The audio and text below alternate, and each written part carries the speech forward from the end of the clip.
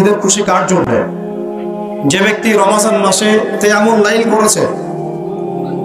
একটু আত্মসমালোচনা করে দেখি যে আমরা রমাদান মাসে প্রত্যেকেই কিয়ামুল লাইল করতে পেরেছিলাম কিনা, তারাবি আদায় করেছিলাম কিনা, তাহাজ্জুদ করেছিলাম কিনা, নাকি হাটে বাজারে মার্কেটে এখানে আড্ডা মিলিয়েছে, নাকি কোনো রকম কিছু নামাজ পড়ে ওখান থেকে চলে আসছে, হাজিরা খাতায় নাম লেখার টুকু।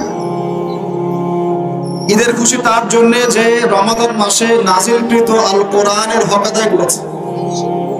রমাদান মাসের সবচেয়ে বড় শ্রেষ্ঠত্ব কি ছিল? শাহরু রমাদান আল্লাযী উনজিলা ফীহিল কোরআন।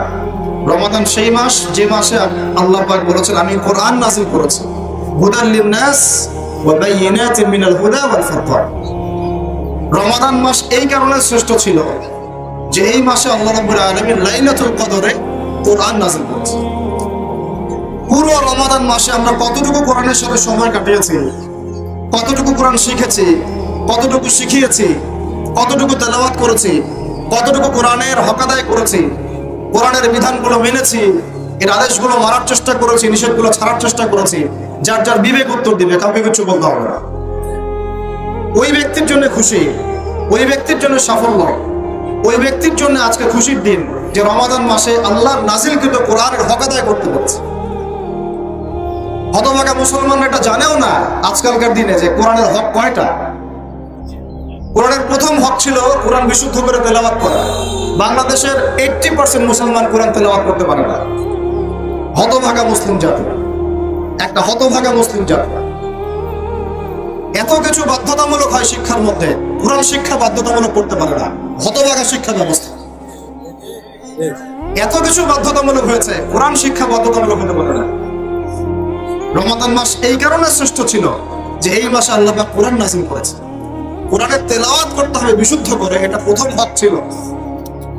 এরপরে কোরআনের হিফজ করতে হবে, এরপরে কোরআনের ভাষা শিখতে হবে, তারপরে কোরআনের আদেশ মানা, তারপর নিষেধগুলো ছেড়ে দেওয়া, এরপরে কোরআনের দাওয়াত মানুষের ঘরে পৌঁছে দেওয়া। এগুলো ছিল কোরআনের হক। নিজেদেরকে প্রশ্ন করি একটু, কোরআনের হক আদায় করে কি আজকে আমরা খুশি অর্জন করতে পেরেছি? আল্লাহ পাক যখন আজকে সব বান্দাদেরকে মাফ করবেন, আমরা কি বলতে পারবো আল্লাহ রমজান মাসে আমরা তোমার কিতাবের হক আদায় করেছি, আমাদেরকে মাফ করে দাও? নিজের ভিতরেই আমার ধিক্কার আসছে, আমি তো নিজেই করতে পারি না, আপনাদেরকে কি ওয়াজ করবো? আজকে আমি আপনাদেরকে ওয়াজ করার মতো মুত্তাকি ব্যক্তি নই, ওয়াজ করার মতো যোগ্যতাই নাই আমার আছে। আর কোরআনের যে হক, এটা এত ভারী যার কিছুই আমরা আদায় করতে পারি না। পুরো রমাদানে আমরা অনেক ইবাদত করেছি সারা বিশ্বের মানুষ, পুরো বিশ্বের মুসলমানরা। পুরো বিশ্বের মুসলমানের সবার পক্ষ থেকে 1 টাকা করেও সাদাকা গাজায় পাঠানো হয় না। যদি আমরা 16 কোটি মুসলমান 1 টাকা করে দিতাম, 16 কোটি টাকা হতো। শুধু একদিনের আরবের মধ্যে যে খাদ্যের অপচয় হয়, ওই খাদ্যগুলো, উচ্ছিষ্ট খাদ্যগুলো যদি ওখানে পাঠানো যেত, আমাদের ভাই বোনরা, শিশুরা আজকে না খেয়ে মরতো না। আজকে আমরা আল্লাহর সামনে এসেছি মাফ নেওয়ার জন্য। আমরা প্রতারক, আমরা প্রতারণা করছি, আমরা নিজেদের সাথেই প্রতারণা করছি। আমার ওস্তাদ এই রমাদানের শেষ দশকে ইতিকাফের সময় একটা কথা বলছিলেন, আমাদের মুসলমানদের ইমানি এবং ইলমি হালত, ইমানি এবং ইলমি হালত এতই নিচে নেমে গেছে এখন যে কাদিয়ানীদের বদনা দিয়ে ওযু করে এসে সুন্নত তরিকায় নামাজ পড়তে আসে। যারা নবী সাল্লাল্লাহু আলাইহি ওয়াসাল্লামের পরে নবুয়ত দাবি করছে, ওদের বদনা দিয়ে ওযু করে এসে সুন্নত তরিকায় নামাজ পড়তে আসে। এই হলো ইমানের হালত, এই হলো ইলমের হালত। পুরো বিশ্ব জুড়ে আমরা কেউই ওই ভাইদের পাশে দাঁড়াই নাই, ইল্লা মাশাআল্লাহ, গুটি কয়েক ভাই বাদ দিয়ে, ইল্লা মাশাআল্লাহ। কেউ দাঁড়ানোর চেষ্টাও করি না, কেউ তো হয়তো নামাজের দোয়াও করি না, কেউ কোনো শব্দ উচ্চারণ করি না। প্রথম কয়েকদিন আমরা অনলাইন লেখালেখি করেছিলাম, শেষ, খালাস। অথচ আজকের ঈদের খুশির দিন ওই মজলুম ভাইদের জন্য, আজকে ঈদের খুশির দিন তাদের জন্যে।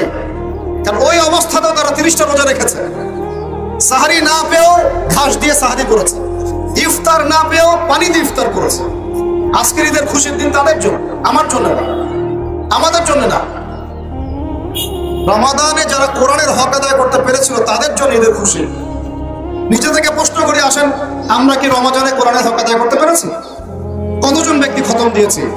কতজন ব্যক্তি কোরআনটা একটু স্টাডি করার চেষ্টা করেছি, কোরআনের দাওয়াত দিয়েছি, মানুষকে একটু শিখিয়েছি, দার্স দিয়েছি, কোরআন কেন্দ্রিক সময় কাটিয়েছি, বা একটা প্রত্যয় ব্যক্ত করেছি যে আমি সারা জীবন কোরআন মেনে চলবো ইনশাআল্লাহ। কোরআন খতম করার পরে ইমাম সাহেব একটা দোয়া করেছেন, আমরা এতই হতভাগা জানেন ওই দোয়াটার অর্থও জানি না। ইমাম সাহেব খতমে তারাবির দিন একটা দোয়া পড়েছেন শেষ দিনে, আল্লাহুম্মা ইজআলিল কুরআন রাবি'a কুলুবানা ওয়া নূরা সুদুরিনা আল্লাহুম্মা ইজআলহু লানা ইমামান ওয়া হুদান ওয়া নূরান ওয়া রাহমা ওয়াজআলহু লানা হুজ্জাতান ইয়া রাব্বাল আলামিন। দোয়াটা পড়ে নিয়ে একা একা এক বচনে যদি পড়া হয় দোয়াটা এভাবে আসে, আল্লাহুম্মা ইরহামনি বিল কুরআনিল আযীম। আল্লাহ কোরআনের ওসিলায় আমাকে রহম করেন। পড়ি নাই, কিসের রহম? হকি আদায় করি নাই, কিসের রহম? আল্লাহুম্মা ইজআলহু লি, আল্লাহ কোরআনকে আমার জন্য বানিয়ে দেন ইমামান, নেতা, কোরআন হবে আমার নেতা, ওয়া হুদান, আমার হেদায়েত, ওয়া নূরুন, আমার আলো, ওয়া রাহমা, এবং দয়া। কি ভারী ভারী শব্দ, কি গভীর ভারী ভারী শব্দ। ওয়াজআলহু লি হুজ্জাতান ইয়া রাব্বাল আলামিন, আল্লাহ কোরআনকে আমার জন্য দলিল প্রমাণ বানায় দেন। সুবহানাল্লাহ। এই দোয়াগুলো আমরা পড়েছি রমজান মাসে তারাবির শেষে, কিন্তু কোরআনের হক আদায় করতে পারি না। বাঙালি জাতিকে সতর্ক করছে, যদি এখন পর্যন্ত আমরা সবাই কোরআনের কাছে ফিরে না আসতে পারি, কোরআন পড়া, কোরআন শেখানো, এটার দাওয়াত মানুষের কাছে প্রচার করা, এর আদেশ মানা, এর নিষেধগুলো ছাড়া, এর মধ্যে যা আল্লাহ বলেছেন মানবো, যা নিষেধ করেছেন ছাড়বো, রাসূল হাদিসে যা বলেছেন মানবো, যা নিষেধ করেছেন ছাড়বো, এবং কোরআন কেন্দ্রিক আমরা সমাজ, রাষ্ট্র, পরিবার সব করব, এই চেতনা যদি আমাদের মধ্যে না আসে, এই চেতনা যদি আমাদের মধ্যে না আসে, আল্লাহর গজব আসার অপেক্ষা করতে লাগে। আজ হোক আর কাল হোক, গদান আও বা'দা গাদিন, আজ অথবা কাল, কাল অথবা পরশু আল্লাহর গজব চলে আসবে। আল্লাহ পাক আমাদেরকে হেফাজত করে দেন। আল্লাহ পাক আমাদের সবার কলবের মধ্যে কোরআনের প্রতি মহব্বত দান করে দেন। আল্লাহ পাক আমাদের সবার কলবে কোরআনের প্রতি শ্রদ্ধা দান করেন, ভক্তি সম্মান দান করেন, প্রকৃত আনুগত্য দান করেন, কোরআন কেন্দ্রিক জীবন গড়ার একটা দৃঢ় চেতনা আমাদের মধ্যে দান করে দেন। ঈদের খুশি আজকে এই ভাইদের জন্য যারা কোরআনের হক আদায় করতে পেরেছে। ঈদের খুশি তাদের জন্য যারা এই সওম রাখা অবস্থায় বেশি বেশি দান সদকা করেছে, যাকাত দিয়েছে। যাকাত কয়জন যাকাত দিয়েছে এই পর্যন্ত? মুসলমান নামাজ পড়ে, যাকাত দেয় না। কেউ কেউ তো রোজা রাখে, নামাজও পড়ে না। আল্লাহ পাক আমাদেরকে হেফাজত করে না। রোজা রাখে, নামাজ পড়ে না। নবীজি বলেছেন, মান তারাকা সালাতান মুতাআম্মিদান ফাকাদ কাফারা, কেউ যদি ইচ্ছাকৃতভাবে ফরজ নামাজ ছেড়ে দেয় সে কুফরি করলো, ইসলামের সাথে ওর কোনো সম্পর্কই থাকলো না। ফাকাদ বারিআত মিন যিম্মাতিল্লাহ, সে আল্লাহর জিম্মেদারি থেকে মুক্ত হয়ে গেল। নামাজ পড়ে না মুসলমান, ছেলে পেলেরা নামাজ পড়ে না।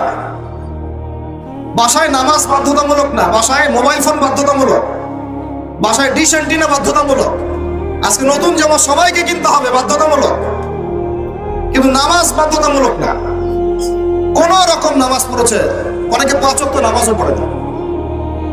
5 ওয়াক্ত নামাজটা ফরজ, এই চেতনা হারায় যাচ্ছে। কেউ নামাজ পড়তেছে, যাকাত দেয় না। যাকাত আর নামাজকে আলাদা করে ফেললো, অথচ দুটোই ফরজ। মান ফাররাকা বাইনা সলাতি ওয়া যাকাত, আবু বকর রাদিয়াল্লাহু আনহু বলছিলেন, মান ফাররাকা বাইনা সলাতি ওয়া যাকাত, যে ব্যক্তি সালাত এবং যাকাতের মধ্যে পার্থক্য করবে আমি তার বিরুদ্ধে যুদ্ধ করব। এবং তিনি করেছিলেন। এটা রাষ্ট্র ক্ষমতার মালিক, তিনি করেছেন। কেউ নামাজ এবং যাকাতের মধ্যে পার্থক্য করলে সে কাফের হয়ে যাবে যদি নামাজ স্বীকার করে, যাকাত স্বীকার করে না। 10 বছর আগে যাকাত ফরজ হয়েছে, এখনো বহু মানুষ যাকাত দেয় না। অথচ যাকাত যদি সবাই ঠিকঠাক মতো দিত, বাংলাদেশকে কেউ তৃতীয় বিশ্বের কান্ট্রি বলতো না। পুরো বাংলাদেশের অর্থ ব্যবস্থা এত শক্তিশালী হতো যে আমাদেরকে লোন নিতে হতো না মানুষের কাছে। একটা গরিব মানুষ খুঁজে পাওয়া যেত না যে না খেয়ে মারা যায়। আমি আল্লাহর কসম করে বলতেছি এই কথাটা, এমনি এমনি কথা বলতেছি না। যাকাত ভিত্তিক অর্থ ব্যবস্থা আমাদের মধ্যে চালু নাই।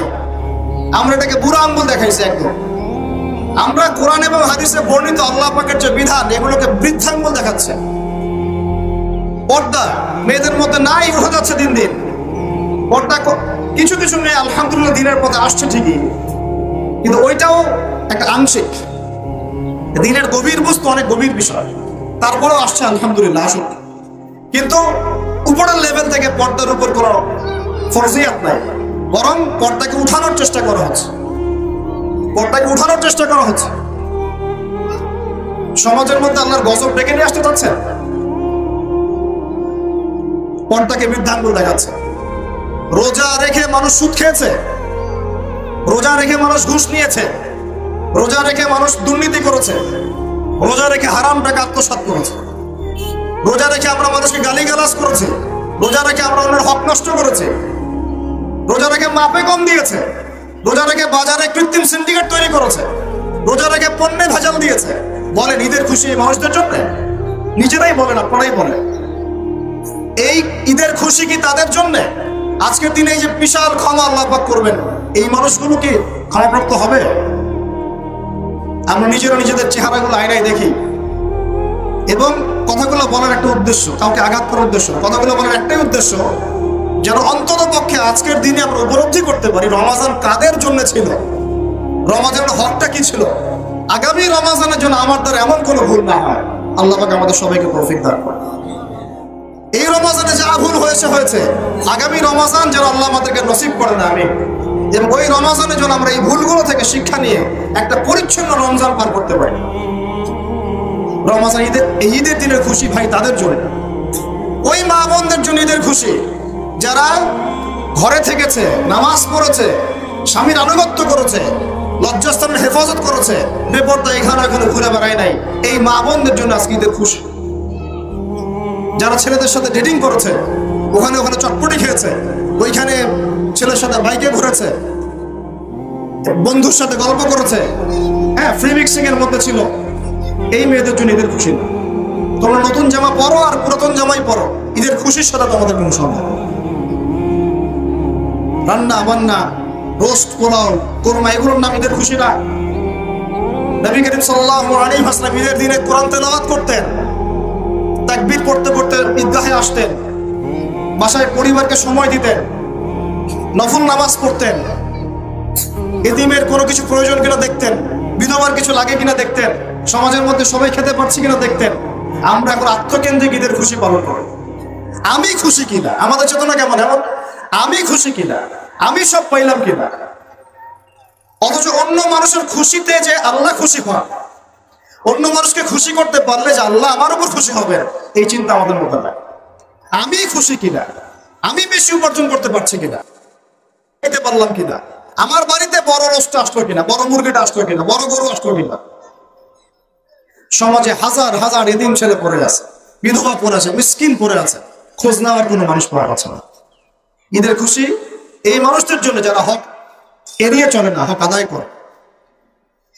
রমাজান মানেই ছিল ভাই কোরআন, রমাজান মানেই ছিল সংযম, রমাজান মানে ছিল আত্মশুদ্ধি। আত্মশুদ্ধি কি জিনিস? আমি একটু আগে একটা আয়াত তেলাওয়াত করেছিলাম, قد أفلح من تزكى وذكر اسم ربه فصلى। আল্লাহ সূরা আনার মধ্যে বলেছেন আজকের এই ঈদের খুশি তাদের জন্য যারা আত্মশুদ্ধি অর্জন করতে পেরেছে এবং আল্লাহর নাম নিতে নিতে ঈদগাহে এসেছে, সালাত আদায় করেছে। রমাদান মাসে আত্মশুদ্ধি অর্জন করতে পেরেছি কিনা নিজেরা আমরা আত্মসমালোচনা করি। রমাদান মাসটা পার করার পরে আমরা কি আল্লাহকে একটু কাছে পাচ্ছি না আগের অবস্থাতেই আছে? তাহলেই বুঝতে পারবো যে আত্মশুদ্ধি অর্জন হয়েছে কিনা। রমাদান মাস ওই বান্দাদের জন্য, আজকে ঈদের খুশি ওই বান্দাদের জন্যই রমাদান মাসে বেশি বেশি দোয়া করতে পেরেছে আল্লাহর কাছে, দোয়া করিয়ে গুনাহগুলো মাফ করাতে পেরেছে, চেয়েছে আল্লাহর কাছে, চোখের পানি ফেলেছে। কয়জন চোখের পানি ফেলেছে, কতদিন চোখ দিয়ে পানি পড়েছে? 30টা দিন তারাবির তেলাওয়াত শুনেছে, কয়দিন চোখ দিয়ে পানি পড়ছে? 30টা দিন আমরা রাতের বেলা উঠেছি তাহাজ্জুদে, কয়জনের চোখ দিয়ে পানি পড়ছে? আল্লাহর কাছে কান্নাকাটি করে, অনুনয় বিনয় করে, নিজের জন্য, নিজের পরিবারের জন্য, উম্মতের জন্য দোয়া করে দোয়া কবুল করাই নিতে পেরেছে, এই মানুষদের জন্য ঈদের খুশি। বলেন আমরা আপনারা কি তার মধ্যে আছি? হবে ঈদের খুশি এই বান্দাদের জন্য। ঈদের খুশি আমি বারবার বলছি, ঈদের খুশি ওই মানুষদের জন্য যারা কোরআনের হক আদায় করতে পেরেছে, রোজার হক আদায় করতে পেরেছে, যাকাত দিয়েছে, বেশি বেশি দান সদকা করেছে, আল্লাহর কাছে কান্নাকাটি করে গুনাহ মাফ করাতে পেরেছে। যে মানুষগুলো তাহাজ্জুদ গুজার ছিল, বেশি বেশি আল্লাহর জিকির করেছে, কোরআন পড়েছে, মানুষকে পড়িয়েছে, এর অনুযায়ী জীবন গড়ার প্রত্যয় ব্যক্ত করেছে, অন্যের বিপদে পাশে দাঁড়িয়েছে, অসহায় মিসকিনদের পাশে দাঁড়িয়েছে, যাকাত ফিতর আদায় করেছে, সাদাকাতুল ফিতর দিয়েছে, এই মানুষগুলো যখন আজকে তাকবীর পড়তে পড়তে এখানে এসেছে, আল্লাহ রাব্বুল আলামিন তার ফেরেশতাদেরকে বলছেন, হে আমার ফেরেশতারা, আমার এই বান্দারা কি চায়, তাদেরকে আমি কি পুরস্কার দিব? ফেরেশতারা বলেন যে আল্লাহ, তাদের উত্তম যে প্রতিদান সেটা দেওয়াই তো তাদের আপনার পক্ষ থেকে যে উত্তম প্রতিদান, সেটা প্রাপ্য প্রতিদান দেওয়াই তো হচ্ছে ইনসাফ। আল্লাহ রাব্বুল আলামিন তখন বলেন, তোমরা সাক্ষী থাকো, আমি আমার এই বান্দাদেরকে মাফ করে দেব। আমরা জানি আমরা এই বান্দাদের মধ্যে হয়তো বা অন্তর্ভুক্ত হতে পারি না, হয়তো বা। এখন আল্লাহর কাছে আমরা দোয়া করি, আল্লাহ রাব্বুল আলামিন যেন আমাদের সবাইকে রমজান মাসের এই ভুল ত্রুটিগুলো থেকে মাফ করে দেয়। রোজার মধ্যে যে ভুলগুলো হয়েছে আল্লাহ যেন মাফ করে দেয়। এর জন্য বেশি বেশি নফল রোজা রাখতে হবে, বেশি বেশি দান সদকা করতে হবে এবং ইস্তেগফার করে আল্লাহর কাছে ক্ষমা চাইতে হবে। আল্লাহ, রোজার মধ্যে আমার দ্বারা এই ভুল হয়েছে, আল্লাহ তুমি মাফ করো না। ইনশাআল্লাহ আল্লাহ মাফ করে দেবেন ইনশাআল্লাহ। 2, রমজান মাসে আমরা যারা কোরআনকে সময় দিতে পারি না, হক আদায় করতে পারি নাই, এখন থেকে নিয়াত করতে হবে, আজকে থেকে কোরআন বন্ধ না, বরং আজকে থেকে কোরআন আবার খোলা শুরু হবে ইনশাআল্লাহ। রমাদান শেষ হয়েছে বলে একদম খতমে তারাবি হয়েছে, কোরআন বন্ধ, এমন চিন্তা না, বরং আজকে থেকে কোরআন আবার খোলা শুরু হবে ইনশাআল্লাহ। প্রত্যেক দিন আমরা এক পারা করে তেলাওয়াত করবো ইনশাআল্লাহ, কমপক্ষে একটা করে পৃষ্ঠার অর্থ করবো ইনশাআল্লাহ। এই চেতনা নিজের মধ্যে বদ্ধমূল করেন। সব পড়াশোনা পরে, আগে কোরআন। সমস্ত পড়াশোনা পরে, আগে কোরআন। সারা দুনিয়ার মানুষ যদি এর বিরুদ্ধে কথা বলে, দুনিয়ার মানুষই গাদ্দার, আল্লাহর সাথে গাদ্দারি করেছে। সব পড়াশোনা পরে, আগে কোরআন। কোরআনের হক আদায় করার দৃঢ় প্রত্যয় আমাদেরকে আজকে শপথ গ্রহণ করতে হবে। আল্লাহ তৌফিক দান করেন। নিয়াত করতে হবে, কোরআন আমরা প্রত্যেক দিন তেলাওয়াত করবো। রাজি আছি ইনশাআল্লাহ? প্রত্যেক দিন অর্থ করবো ইনশাআল্লাহ। কোরআনের যত আদেশ একবারে বিনা বাক্য ব্যয়ে মেনে নেব ইনশাআল্লাহ। কোনো প্রশ্নেরই দরকার নাই, এটা কেন আর ওইটা কেন। আল্লাহ বলেছেন, মেনেছি, নবী বলেছেন, বাস খালাস। কোনো প্রশ্ন করার দরকার নাই, কেন এটা কেন ওইটা। 4, কোরআন এবং সুন্নাহর মধ্যে যে নিষেধ, নবী নিষেধ করেছেন, আল্লাহ নিষেধ করেছেন, আমি করব না, খালাস, শেষ করে।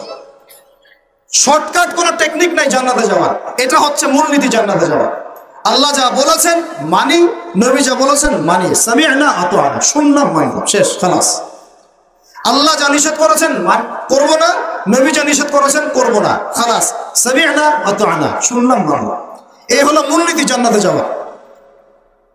হুজুর ছোট একটা আমল বলে দেন কি করলে জান্নাতে যাব, বিষয়গুলো এমন না। একটা মূলনীতি ফলো করে চলতে হবে।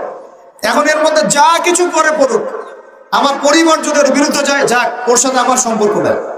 আমার সমাজ এর বিরুদ্ধে যায়, যাক, ওর সাথে আমার কোনো সম্পর্ক নেই। আমার রাষ্ট্র কেন, পুরো বিশ্ব যদি এর বিরুদ্ধে যায়, যাক, ওদের সাথে আমার কোনো সম্পর্ক নেই।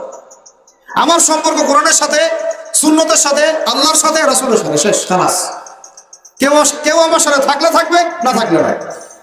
এই চেতনা নিয়ে যদি আমরা চলতে পারি, ইনশাআল্লাহ আল্লাহ আমাকে রহমত নেমে আসবে। তখন দেখবেন সারা দুনিয়া আমার গোলাম হয়ে গেছে ইনশাআল্লাহ। আল্লাহ পুরো দুনিয়াকে আপনার পায়ের সামনে এনে নতজানু করে দেবেন ইনশাআল্লাহ। আর যদি এগুলোকে আপনি দুনিয়ার স্বার্থে এড়ায় যান, না দুনিয়া তো অন্যদিকে চলে, আমাকে অন্যদিকে চলতে হবে, আল্লাহ পাক এই দুনিয়ার নেশা আপনাকে ডোবায় রাখবেন, ওই দুনিয়া আপনাকে ধ্বংস করে দিবেন। দেখেন, আজকে থেকে আমরা নিয়ত করবো যে আজকে থেকে কোরআন বন্ধ না, বরং কোরআন খোলা শুরু হবে ইনশাআল্লাহ। আজকে থেকে আমরা দান সদকা আরো বাড়াই দিব ইনশাআল্লাহ। আমরা রমজানে যে শিক্ষাটা শিখেছি সারা বছর ধরে রাখবো ইনশাআল্লাহ। এটা একদিনের জন্য না, এক মাসের জন্য না, পুরো জিন্দেগির জন্য আমাদের নিয়ত থাকবে রমজানে যা শিখেছি পুরো জীবনে এটাকে ধরে রাখবো ইনশাআল্লাহ। আল্লাহ পাক তৌফিক দান করেন। শয়তান ছাড়া পেয়ে গেছে, শয়তান এখন উন্মুক্ত।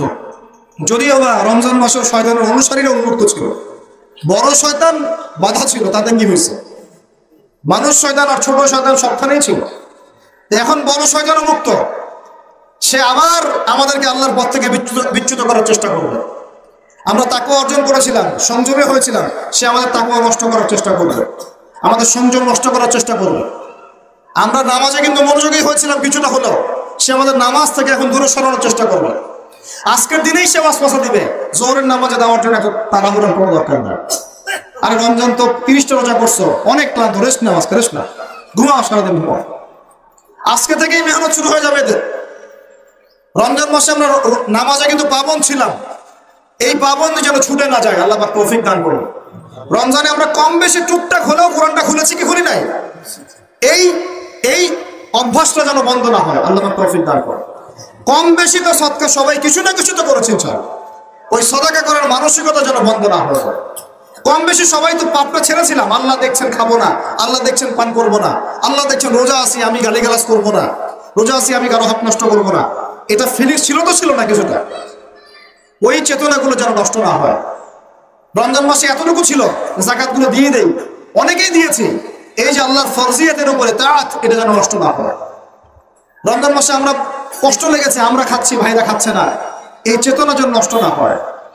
রমজান মাসে আমরা আরো কি করেছি, রাতের বেলা উঠেছি তাহাজ্জুদে, এই অভ্যাসটা যেন বন্ধ না হয়।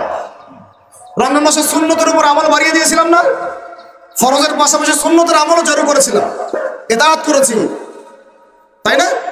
ফরজ নামাজ তো পড়েছি, সুন্নত রেখেছি, অনেকে দাঁড়িয়ে রেখে দিয়েছিলেন, অনেকে সুন্নত জিকির করেছেন, আমল করেছেন, নামাজ পড়েছেন, এইগুলো যেন বন্ধ হয়ে না যায়। রমজান মাসে বহু নফল ইবাদত করেছি আমরা, এই নফল ইবাদতও যেন বন্ধ না হয়ে যায়। এক কথা, রমজান আমাদেরকে অনেক শিক্ষা দিয়েছে, এই শিক্ষাগুলো যারা সারা বছর ধরে রাখতে পারবে সফল হয়ে গেছে ইনশাআল্লাহ। রমজান এসেছিলই এই কারণে, আজকে রমজান চলে গেছে, আমরা ঈদের আনন্দে অবশ্যই খুশি, কিন্তু এই খুশি কাদের জন্য আমি আপনাদেরকে মেনশন করলাম, এই বান্দাদের জন্য আল্লাহর খুশি যারা কোরআনের হক আদায় করেছে, রমজানের হক আদায় করেছে, যাকাত দিয়েছে, সাদাকা দিয়েছে, সাদাকাতুল ফিতর দিয়েছে, ওশর দিয়েছে, তাহাজ্জুদ করেছে, দোয়া করেছে, ইস্তেগফার করেছে, বিপদগ্রস্ত ভাইয়ের পাশে দাঁড়িয়েছে, আমার পুরো উম্মাহকে নিয়ে ফিকির করেছে, এই মানুষদের জন্য আজকে ঈদের খুশি। এখন ঈদের খুশির সাথে আমাদের মাথায় যেন রমজান চলে যাওয়ার কষ্টটাও থাকে। রমজান চলে গেল, রমজানটা চলে গেল, আল্লাহ কিছুই করতে পারলাম না, একটা সুযোগ ছিল, আল্লাহ কিছুই করতে পারলাম না। এই রমজানে আল্লাহ কত মানুষকে তুমি জাহান্নাম থেকে মুক্তি দিয়েছ, আল্লাহ আমাদের নাম সেখানে আছে কিনা আল্লাহ জানে না। এই রমজান আল্লাহ কবরের আযাব বন্ধ ছিল, আবার চালু হয়ে গেল।